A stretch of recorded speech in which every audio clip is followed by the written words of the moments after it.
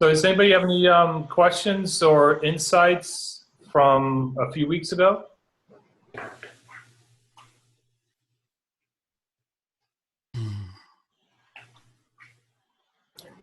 Too little time has passed to make any objective evaluations. Mm-hmm.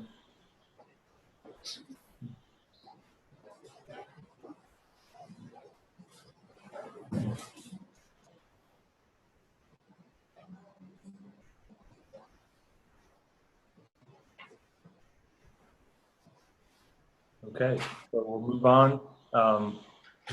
So it's been a while, but we were on chapter 2 of this book. And the last part we talked about, are you in the library again, Dimitri? I'm gonna in a different corner. Okay, I can hear the background noise, so I think I don't know if you can do anything about that. I can just mute myself, I guess. Okay, if you mute yourself, and then when you ask a question, just unmute. But you can hear me? Okay, great. So let's see, we're on chapter 2, consciousness and awareness. And it's interesting, on page 11, it says, questioner, does my realization help others? Maharishi, he says, yes, certainly, it is the best help possible, but there are no others to be helped. It's not, it's common for people just to quote, but there are no others to be helped, and leave out the sentences before and the sentences afterwards. And I was just reading over this, and that was a big red flag I would look out for when I was seeking. I would look for things that were taken out of context, whether it was Nisargadatta, just 1 or 2 lines. And what I made sure was I would go and I either try to get the source and read the whole, maybe the whole page, or get the whole context. Because if you just said, you know, does my realization help others? And someone just pulls this and says, there are no others to be helped. It's a big, big implication. And then you would draw from that answer something totally different than his answer where he says, yes, certainly, it is the best help possible, but there are no others to be helped. For a realized being sees the self just like a goldsmith estimating the gold in various jewels. So now we have more of the complete answer. And this idea of gold existing in jewels and seeing the self in everybody, like a goldsmith sees gold in various forms of jewels, is taken out of the Atma Bodha. So now you get more of a complete picture of, okay, there's helping, but the help doesn't feel like a sense of separation. It doesn't feel like I'm helping you. If we take the sense of separation out, when he says there are no others to be helped, but helping is happening, and then there's this idea that everybody that you're helping is yourself. And what does it mean by being the self? Seeing yourself and everybody. It means that there's this understanding that fundamentally we are all made up of some same quality, whether we call it presence or awareness. And that, even in this idea, is more of a material, what we call in Advaita, material cause. So we're taking the standpoint that we can see the self in everybody from a material point of view. And that's why he uses gold and the jewelry metaphor and the goldsmith. So another thing to remember is rarely what we talk about is something physical. So when he says sees the self, he's not referring to something that you see with the physical eye. So the sage wouldn't actually see with the physical eye, like maybe Krishna inside of somebody, or there's a little, Krishna inside of Susan and Krishna inside of James. It's more of an understanding. It's an understanding, and the best that we can describe it is a knowing or an apperception. Ramesh, you use that a lot. Because perception implies that I am seeing like some spark in everybody. And it's not about seeing with the physical eye. Any questions on that point from last time?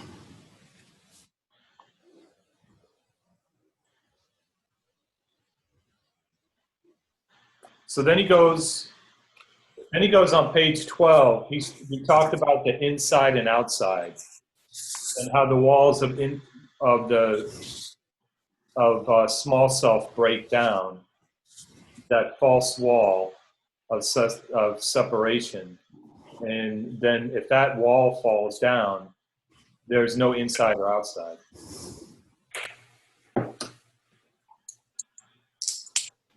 And then he moves on to the idea of there's only one consciousness, and how he's going to talk now about there's two eyes, the lower one and a higher one.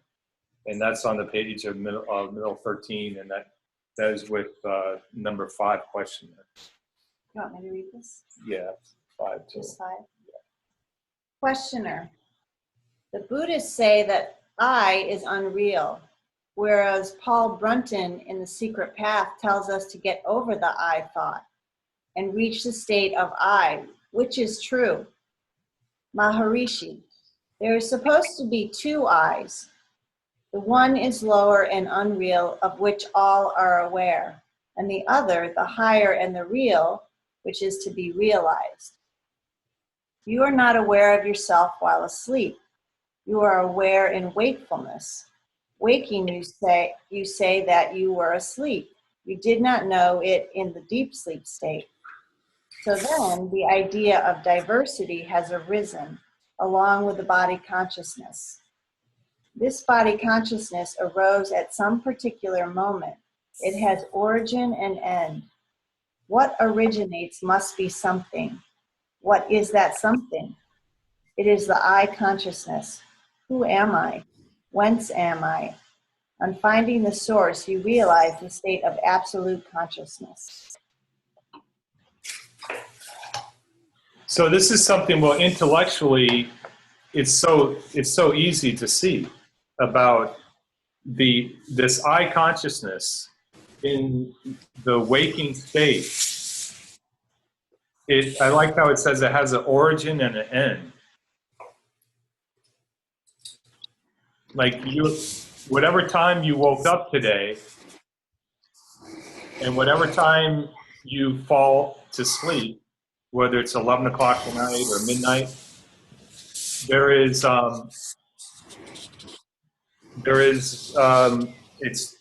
an origin and an end. It has a beginning and end. Therefore, it's not real.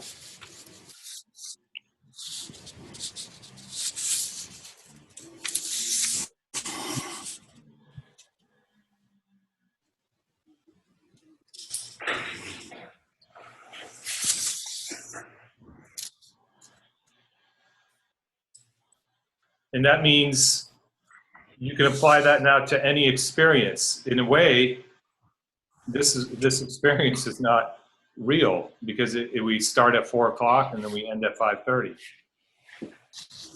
us all being together is unreal in that, not that we don't exist. Unreal doesn't mean the same as does not exist. What he's talking about is transitory.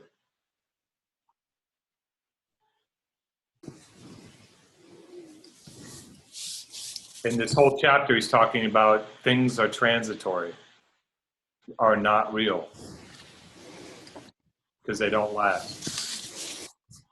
And so by looking at things that are transitory and seeing it, and admitting it, and being aware of it and accepting it, then we can start to not focus on that. The tendency is to focus on every experience, which is transitory, rather than focusing on that which is constant, permanent.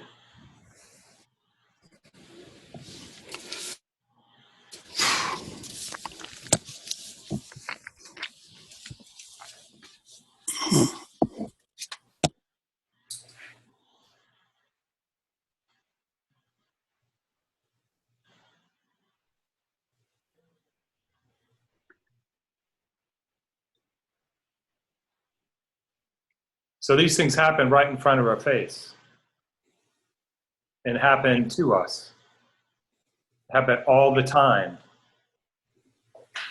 So in the ultimate sense, there's really no sadhana to practice. It's being aware and seeing and really accepting that each moment is transitory. So he's asking, why would we want to get caught up in something that is transitory, that's fleeting?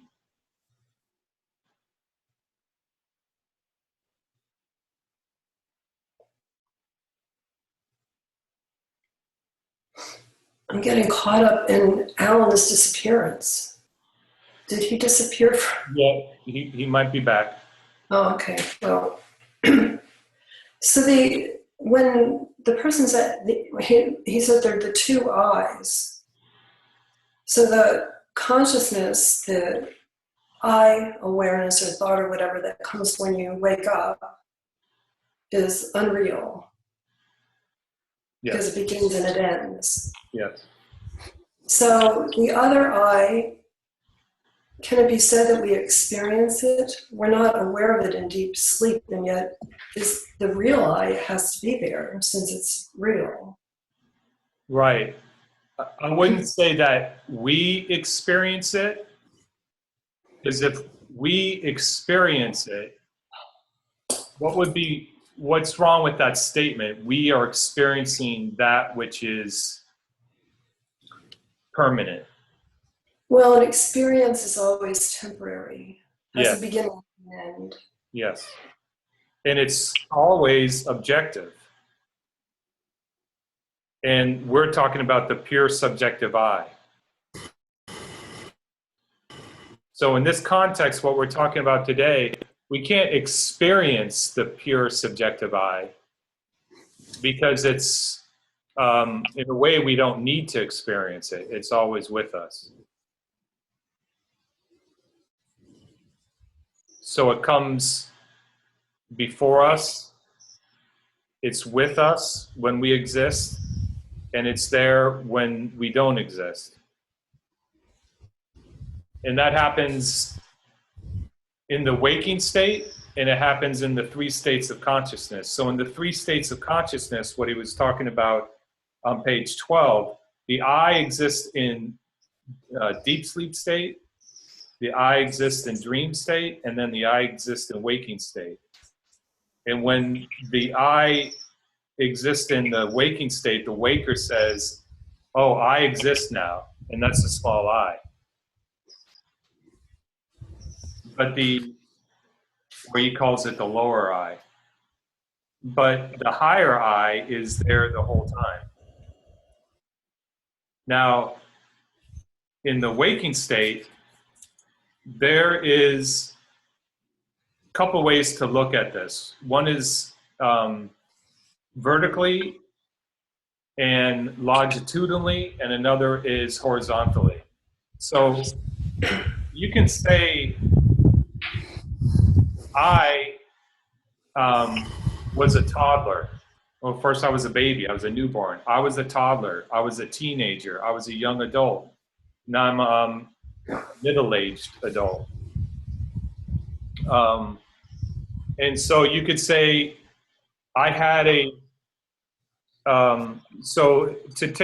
one way to do an inquiry is to think about, well, how do I practically make this abstract concept into something that I have an experience of?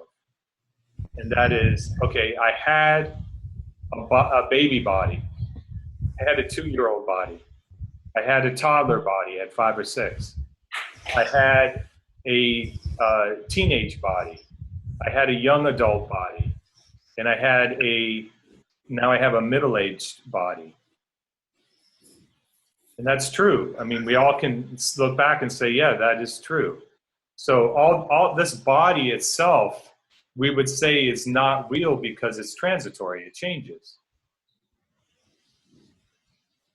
But that there's something that says, I had this body, and I have this body now.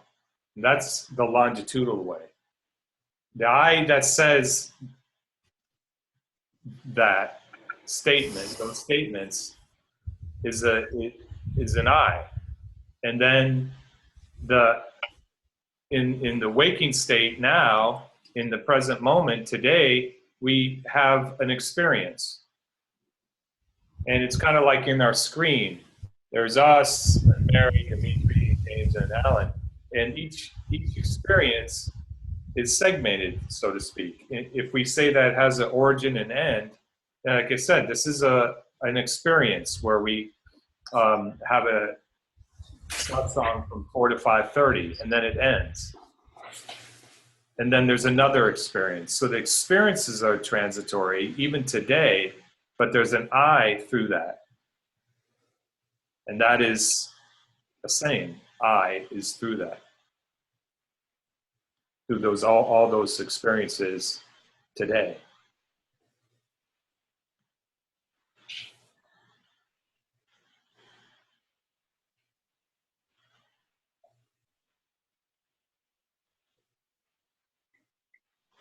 So the self-inquiry is into first noticing this, and not just a casual notice, but really be aware of this transitory nature during the waking state and through the 3 states of consciousness. And in the waking state, it happens from moment to moment, and it happened throughout our whole life, where we had this statement of, I have this body at any certain age. So if you become aware of it, and the more you reflect on it, just noticing it, simply noticing it, then perhaps you get a deeper appreciation of it. Perhaps you get a deeper appreciation of it, just like you would if you examine a well-known painting long enough, or you listen to a famous piece of music over and over, you start to notice things that you didn't notice before. And there becomes a deeper appreciation of whatever you're examining. And you say, oh, I didn't hear that the first time I heard it. Or I didn't even hear that the third time. Something else is popping out now. Or I didn't notice that in the left-hand corner of the painting. Or I have a deeper appreciation of the way the artist put the light and the colors on the painting. So we're examining our own lives in the same way and trying to have a deeper appreciation of the transitory nature of life and living, and a deeper appreciation of some constant, permanent I thought, the higher I. I have difficulty with the higher I being referred to as an I,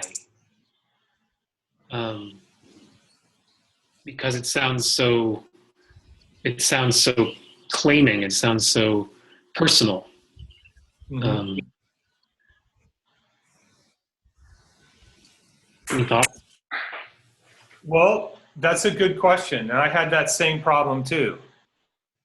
And when I thought about it and did self-inquiry, it's actually a very helpful method, because it's taking this I, which claims the lower I, and is using the same function of claiming,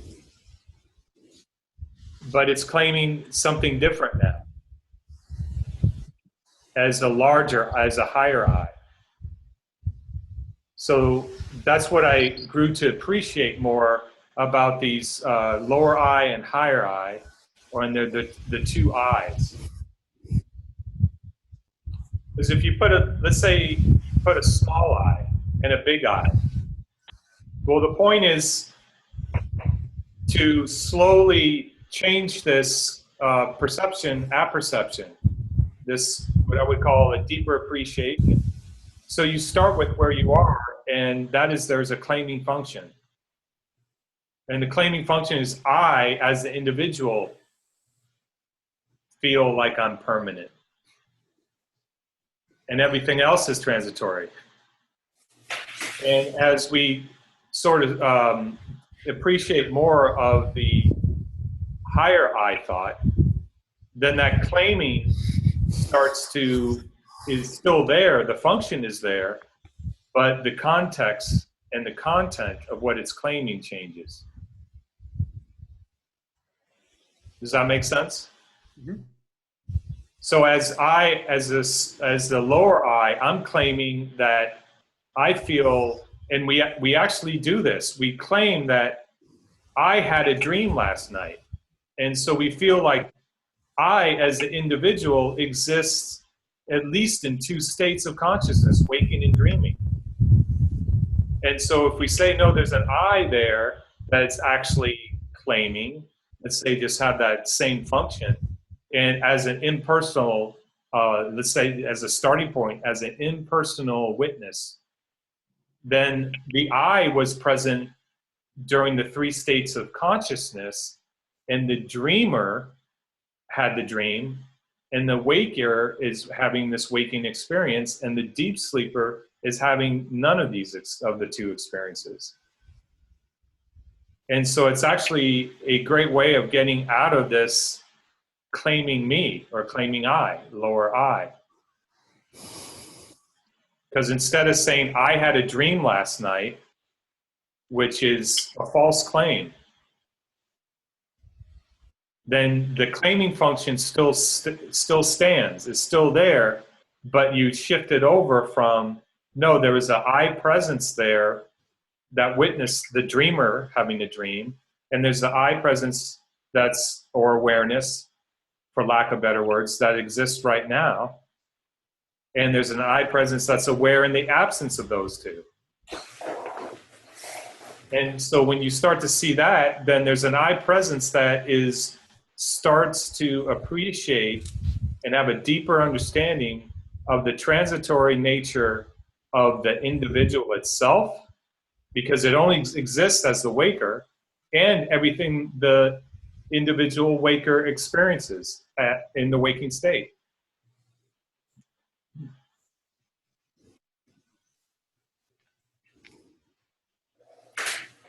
So what it's doing, I can have a screwdriver that's this big that I would screw a door frame in. And that's the claiming function, the screwdriver. And I'm using it to hinge the door. Big screwdriver, this big. I can also take a little screwdriver to take the back of my watch off and put a new battery in, and then put the back of the watch back on with a little screwdriver. So that claiming function is the screwdriver, but it's used in a different way. One is to claim and have a deeper appreciation of the permanence, and the other is to have the lower I, which is like the bigger screwdriver, let's say, is to have see the transitory. It thinks that it exists in the waking and in the dream state and falsely claims.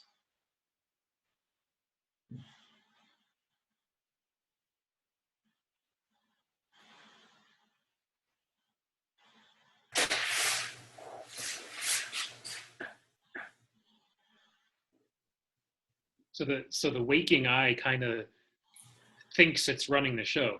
Yes. Is there a relationship between the dreaming I and the waking I? I mean, they're... No, not at all. That's the powerful, like, end game of this inquiry, is to say there's no relationship between the waking I and the dream I, which is hard to imagine because we feel like when we wake up, I had a dream. And I was in the dream. I mean, it was the waker's body is sometimes in the dream. Right. It seems that way. And that's one of a great place to start to try to dismantle this false claiming I. And that's why you have that famous Zen sage. I always forget his name, but he said, I had a dream. I can't remember if I'm this person dreaming I woke up from the dream as a butterfly, or I'm dreaming I'm the butterfly as the name of the great sage like Hong Po or something like that. He said, I don't know if I'm Hong Po as a butterfly. I don't know if I'm the butterfly dreaming of Hong Po. It's like gets mixed up.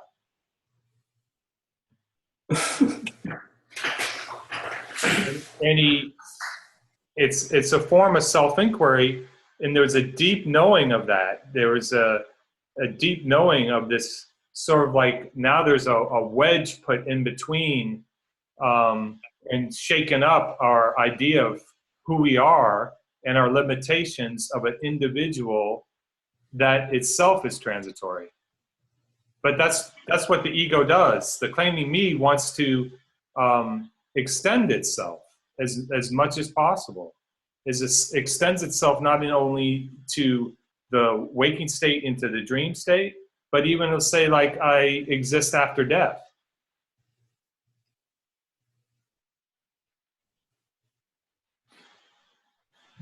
I'm still having issues with this though, because in dreams, so often images appear that only the waking I has seen, or people that the waking I has met. You know, Yeah. So how could there not be any relationship? That is true, but then you would ask yourself, well, are the forms in the images and the people exactly the same?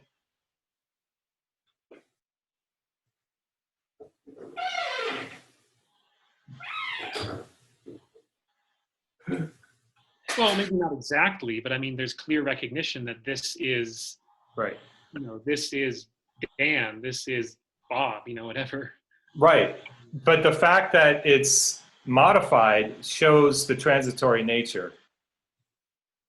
That actually gives proof of the transitory nature. But doesn't it also give proof of some relationship?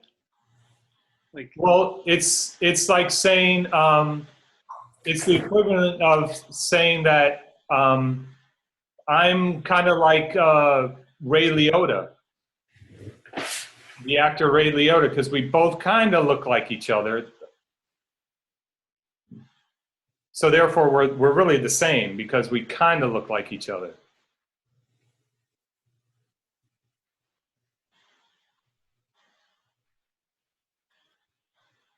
Well, I'm not saying that the way, I don't even know if this is a really useful line of inquiry, but for some reason it's bothering me. No, it is a very useful line of inquiry, because what it is there's a doubt, and it's very convincing. And this convincing argument is convincing you to think that there is some kind of, James has some kind of permanence through at least two states of consciousness. And so it's coming up with a convincing argument.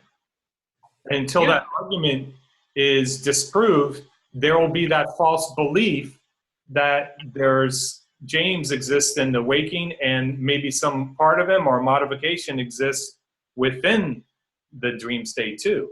And this is exactly the heart of self-inquiry. Now, the thing that I would add is that when you are the waker, if you look back as the dreamer, when the dream's happening, you do not exist yet.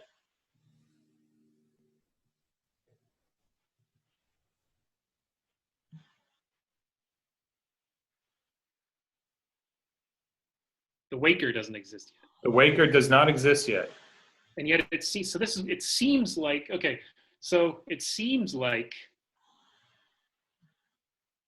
no, it's, I agree that the waker doesn't exist, but it seems like James exists. It seems like there's a James, like some kind of James consciousness that pervades waking and sleeping, because the dreams seem to correspond to waking life a lot of the time. They do seem to. I mean, they do correspond. Like, it's more than seeming, and like it does correspond. Well, if you look at your dreams, they're time and space and causation itself are modified. Yeah. And there's characters also in dreams that don't even exist in the waking state. Yep. So what you're doing so right now we're talking to this, I'm talking to the ego. The ego is having this convincing argument, and I'm trying to unconvince the ego by saying, okay, well, you're looking at some of the similarities, but there are much more dissimilarities than similarities. I'll grant that.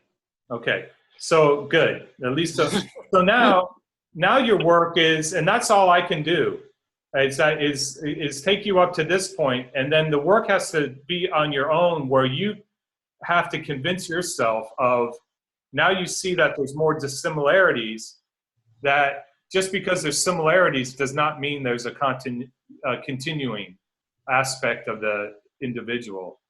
And you have to convince yourself now.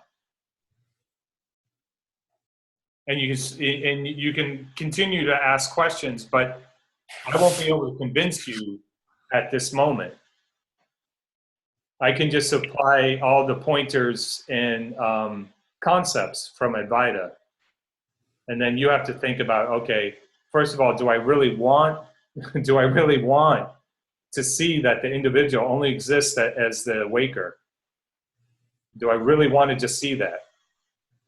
And you say, yes, I do, because I know how bonding it is. The bondage is thinking that the waker exists in the dream state too.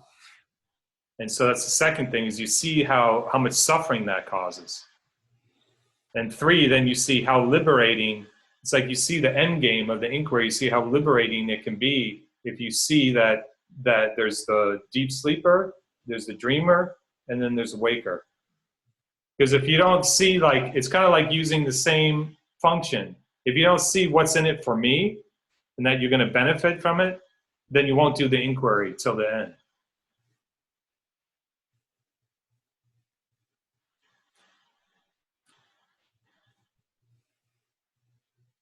Yeah, and there's a sense that I'm going to benefit from it, but I'm not even sure why. Yeah. You know. Yeah. And you won't until it happens.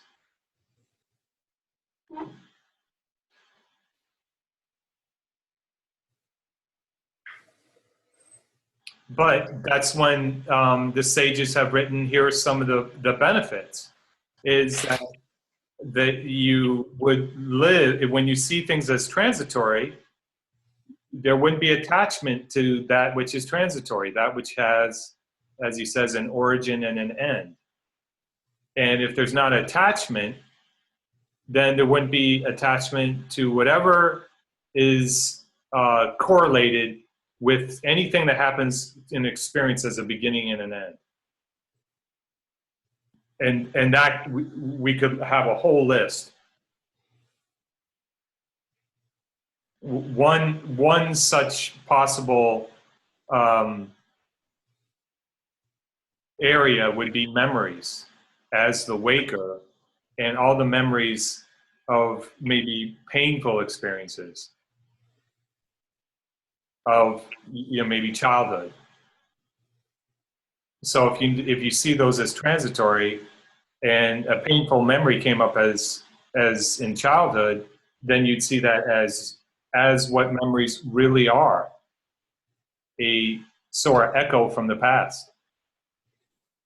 And we wouldn't cling on and get attached to it. And also the good memories too. But memories only are transitory. And so we would see memories as they really are, an echo from the past. But there could still be an emotional response to those memories. And that would be an echo from the past. But in the present, I'm saying, like in the present, yes. And that's what an echo is. An echo is takes place in some place, and then it is heard, but you know that its origin is from some distance. And so the origin is certainly from childhood, and the emotion is certainly felt. But the understanding is that it's transitory. And so you don't get attached. Yeah, as what? And so you don't get attached. You don't get attached. Now, this is the tricky part, though. This doesn't mean that you would not work on childhood stuff. You may or may not. It's the important thing is that you would do it without attachment. Yeah, and similarly, sorry. Go ahead. No, I was going to say, and similarly, you could still interpret and converse about your dreams. Yes, exactly. Yes. But if there's attachment and you don't see that the waker is transitory, then all you're doing is saying, I had this dream last night, and when you're analyzing dreams, you're doing it from a standpoint of a claiming me, and you're just increasing and perpetuating the claiming me, this false sense of doership. But if you do it without attachment, you're analyzing dreams, but without the attachment. And in fact, you could even be more detached by saying, oh, this dreamer had the dream last night. And there's a big difference. But then what's the bloody point of analyzing dreams? Because that's a good question. So then we have this idea of vasanas. So the vasanas are unmanifested in the deep sleep state. They're slightly manifested in the dream state, and they're fully manifested in the waking state.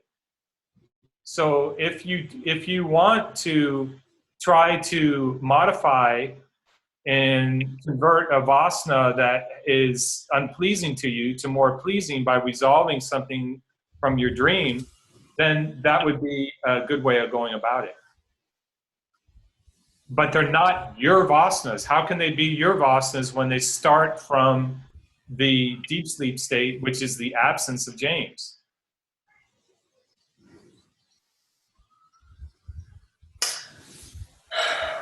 I mean, I totally have the same hang up with this or whatever. Because, I mean, certain things in a dream, I mean, I could see that, say, James and I could have essentially the same dream if it was all fictional or something. But I can't imagine that James would have a dream with my mother, or that I would have, in other words, there's some things in, quote, my dreams that seem to correlate to this body-mind mechanism. Yes. And so I guess there's an idea that there's this waking, dreaming, sleeping, all of the subtle bodies, the causal body, the vasanas, that somehow they are contained in some specific, almost like location, where all of the stuff that pertains to me is, and that it's all connected. And Right. But so, go ahead. yeah, so I don't know. So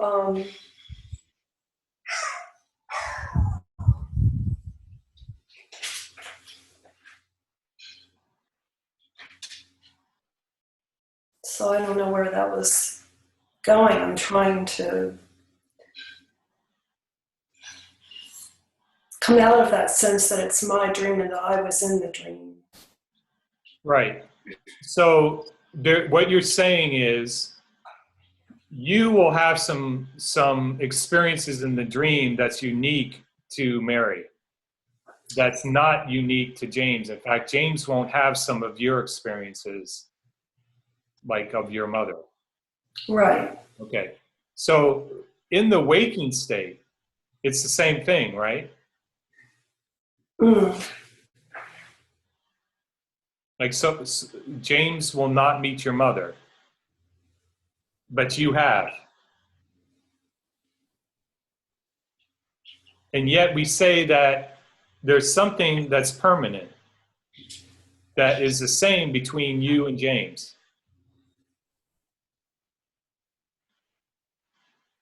And so far what he's given us is that there is something that is the higher I, and this higher I is an awareness or a depreciation or a knowing that just like a goldsmith sees gold in all the gold jewelries.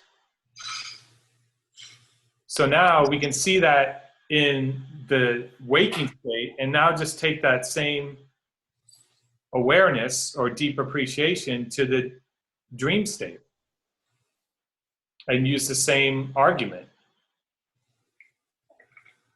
and say, yes, that's true, but that doesn't mean that there's some permanent connecting higher I that's also aware or present.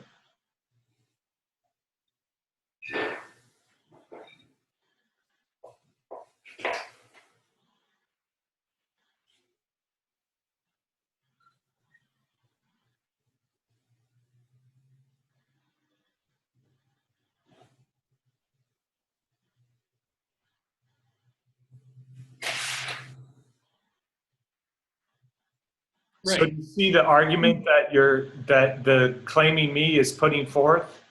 The argument is basically, I have experiences or some experiences that nobody else has. Therefore, I am sort of, well, what would you conclude then? What are you trying to conclude? That you have experiences that nobody else has, therefore what?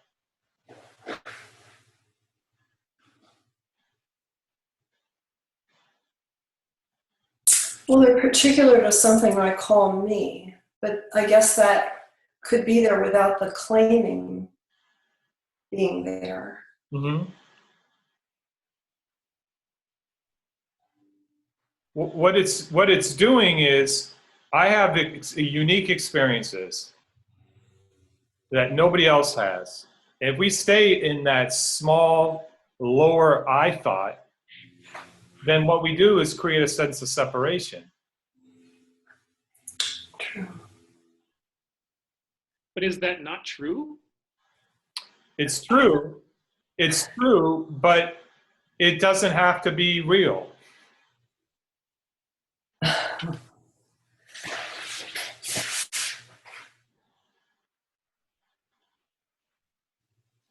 Why? Because the experience itself is transitory.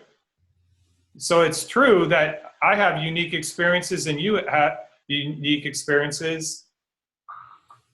And I would say, so what? They're transitory. These unique experiences are transitory.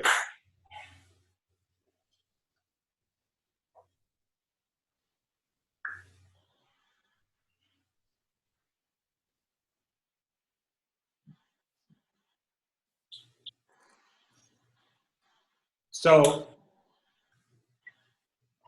this is the exact pointer I was talking about that there would be freedom from by doing this self-inquiry, is that there would no longer feel a sense of being unique and separate, or there would no longer be a feeling of being separate just because I have unique experiences. There would still be an acknowledgement of unique experiences, but they would be seen, and there would be a knowing that they are seen as transitory.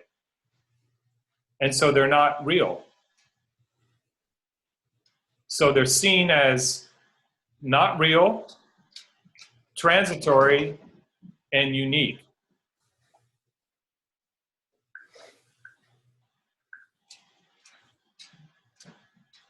And so you could have both. These are unique experiences that nobody else has, but it doesn't necessarily mean that I have to be the slower I have to be permanent. It just means that they're unique, but they're transitory, and there's something that is present or aware of that exists in everybody's unique experiences. But even those unique experiences are transitory. And that's something that is present and aware in everybody's unique experiences is the same for everybody. Yes. Which to me doesn't want to be same. It doesn't want to be right-sized. It doesn't want to be the same with everybody. It wants to be, I have these unique experiences that nobody else has. And so this inquiry brings it back down to the I thought, the higher I thought. Yeah, I have unique experiences, but that doesn't mean I have to be separate or better than or lower than anybody else. Because that's just truly false. Right. Yeah.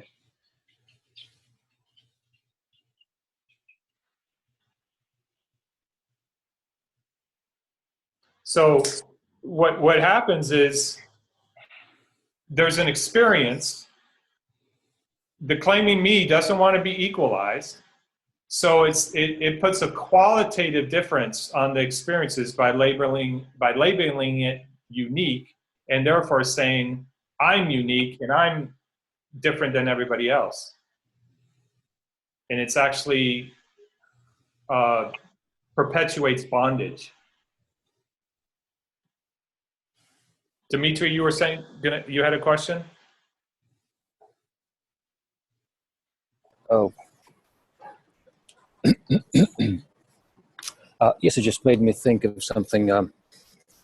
So basically this reasoning of, and again, I understand this is all conceptual, like pointers, as Wayne would say. These are all pointers. Mm-hmm. However, I tend to, when I hear terms like big I, like real I, or I, and small I, then, and when talking about all those experiences I've had, I'm tempted to conceptualize that big I, that real I. Like, okay, there's something elusive, transitory, unique, transitory, but still, kind of, all those experiences. And then there is some big I or subtle I against the backdrop of which all those experiences happen. And I've been catching myself thinking of, like, okay, there is some kind of some object, that big, some real big or subtle, however, some object is that big real I.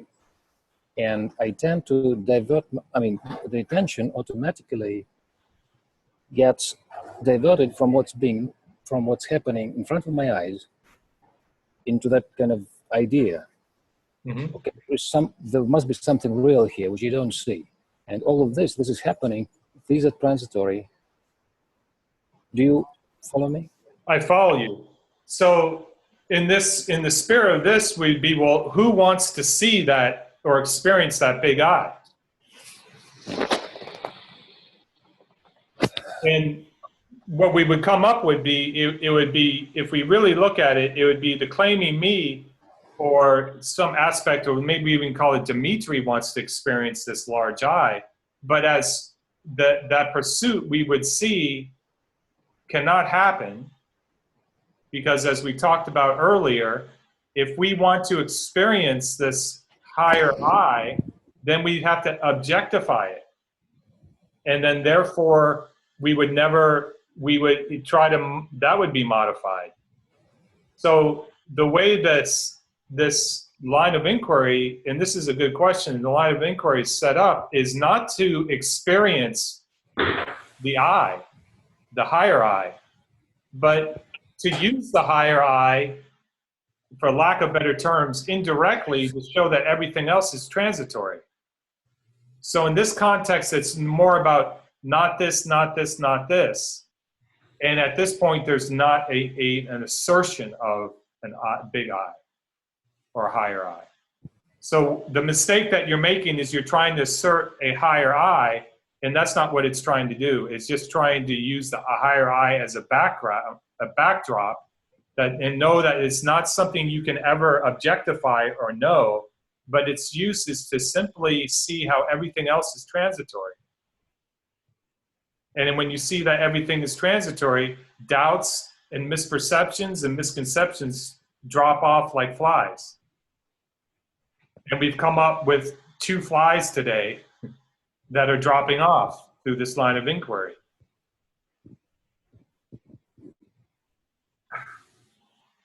And therefore, from over a period of time, and the flies are dropping off, there would be more peace. And the peace would be simply present, or you could say awareness.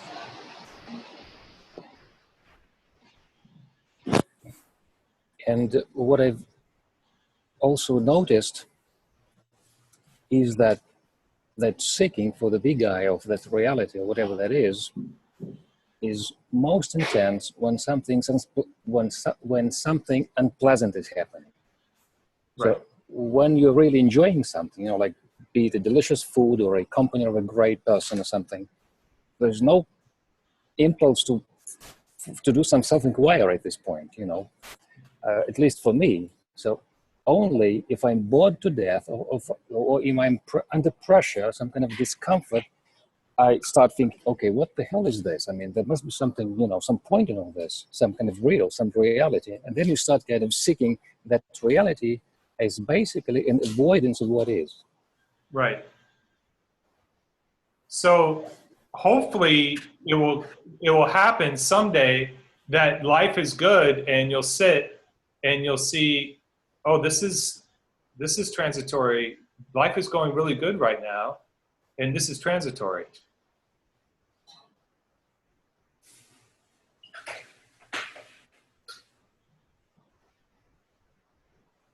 Because by just doing the inquiry when things aren't good, is you're really trying to bring it back to, you're trying to make the transitory permanent by examining only like the bad stuff and bring it to like a stasis of good, which is only transitory good, which is relative good.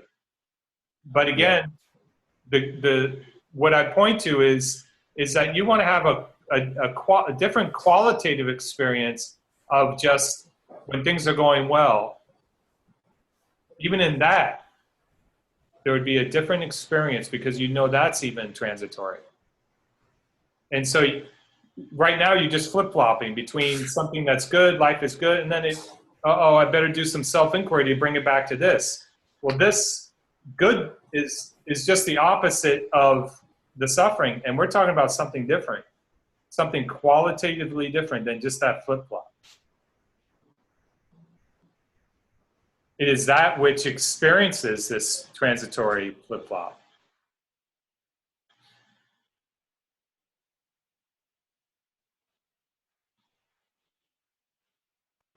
And what bothers me is that which is experiencing this flip-flop is not an object, is not experiential. Right. And yet we're talking about this as if it is an object, and that's okay, kind of. But no, it's not okay. Sorry to interrupt. It's not okay. And we're not talking about it as an object. We're talking about it as the pure subjective I, which is not an object. and can never be known. But yet it still can be utilized. As a concept. As a concept to get the flies to drop off of these concepts that are causing pain and suffering, which is Maya, ignorance, doubts, sankalpa, whatever we want to call it.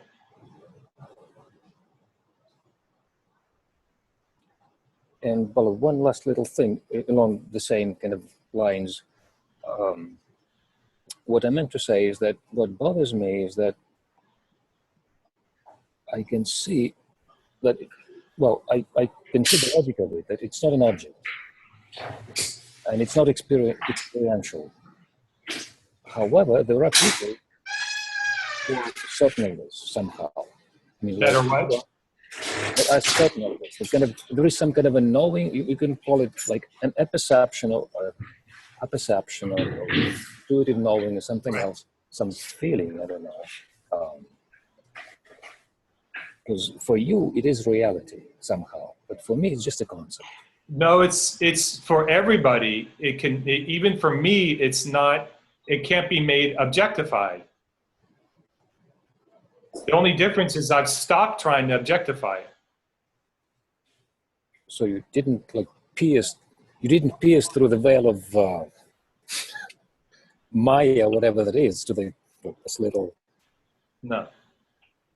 real truth. Maya dropped off, and what appears is a deep appreciation that things are transitory. Simply, that's it. So Then there can be no real I. There's not a feeling that Bala exists in the dream state. There's not a feeling that there's a deep appreciation that there is that I had a body that changed through the years. That there was an I that had this toddler body and a teenage body, and now it's a middle-aged body, and that is life. There's a deeper appreciation of life.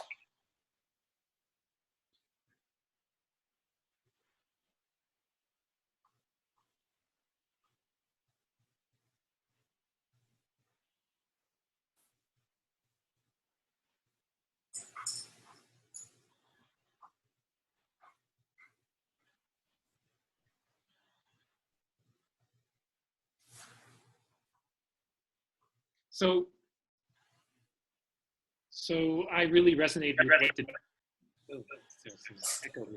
with what Dimitri just said about using the inquiry to try to escape from one side of the coin, Mm-hmm. and always be on the kind of the happy side, Mm-hmm. because there's a conception that happy side is the peace that we're driving toward, Right. and that somehow with realization, that's going to be there 24/7. But what you're saying is that these are just two sides of the same coin of suffering, of bondage, Yeah. or at least getting attached to those two sides. Right. And that the peace is something entirely different from this flip-flopping. Right. Right.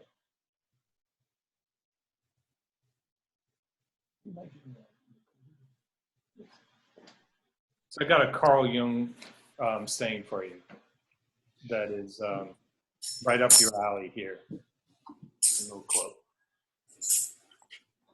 Thanks. Susan and I were talking about this today.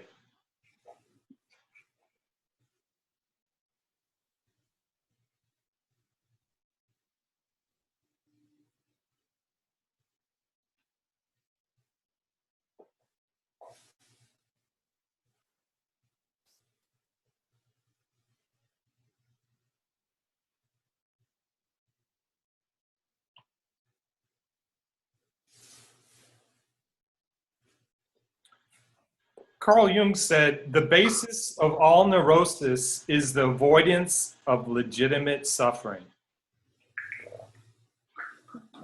Carl Jung said, the basis of all neurosis is the avoidance of legitimate suffering. And the evil isn't the shadow, it's the shadow denied. Carl Jung said the basis of all neurosis is avoidance of legitimate suffering. We're talking about neurosis. Avoidance of legitimate suffering. That's fantastic. Yes, I thought you would like that. It's a spiritual neurosis. And you can see it all the time that the point of spirituality is to avoid legitimate suffering. And it creates a neurosis rather than it's transitory. Any suffering is, and it's legitimate, it's transitory.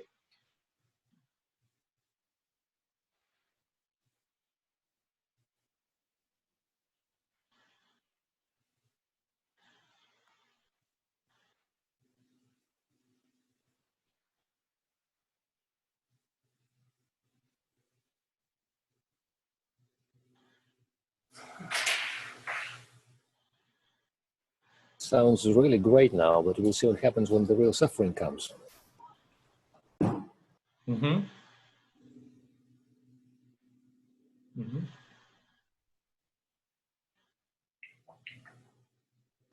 But I really like that idea too. I mean, Right. that was a real good one. Mm-hmm.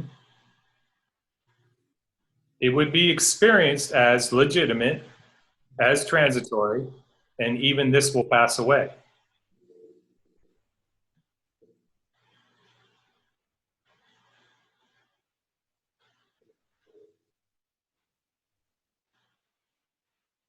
There's that poem, Even This Will Pass Away. You can Google it, and it talks about almost every experience of life, good and bad, and even this will pass away.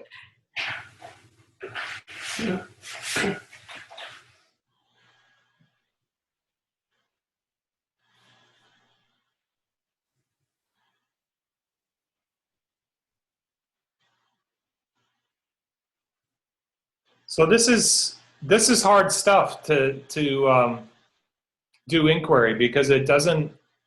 It's like the me tries to squirm out, and it gives it a really small box to exist in, and you can just see that. But the only way I can explain is that the me, or the lower I, you'll see that when it happened today. What I'm trying to explain is that it comes up with these convincing arguments. And what I would suggest that would helps with self-inquiry is, first of all, whenever you have a convincing argument, know that it's coming from the me. And know that eventually it's that which you want to dissolve that argument. So don't believe it. It's just, when you're asking these questions today, the perception is that it's coming from the me, and it's trying to assert itself, and it seems like it's convincing. And that's where the inquiry comes. And one thing that you could possibly do is write down your argument and look at it and examine it, and take everything that we've talked about and all the pointers that you have, that you've learned over the years from Advaita, and start applying it, from almost like an impersonal stance to this argument that you have. Don't try to keep asserting the argument. It's already been made. Like you say, well, it seems like like James exists in the dream state. Okay, let's just take that. And that's the argument. It doesn't need to have any. It's already asserted. His voice has already been heard. Now the self-inquiry comes in. It's like, okay, it seems like James exists in the dream state, or it seems like there's things that are unique only to Mary. Those are the arguments that are you want to approach from self-inquiry and use concepts to disprove that argument and show that it's not convincing. And my experience is, when I did my work on my own and I got kind of stuck, and somehow when I came and sat with Wayne, it'd be like it would be vanished, because I did the work and I got stuck, and it just seemed easier. In my experience, it seemed easier that I did the work, brought it to satsang, and whether I verbalized it or not, it was like taken away.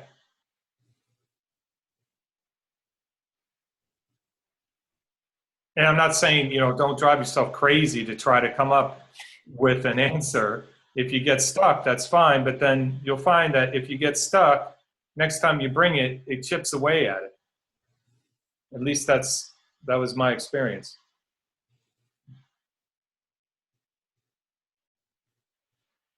All right. Okay. So, yes, one more, Dimitri. One just comment. I've noticed you posted some videos on your website, Yes. some sample videos or something, and Yes. I really appreciate those. So please add more, and if you could add this one to the library, that would be really appreciated. I will add this one.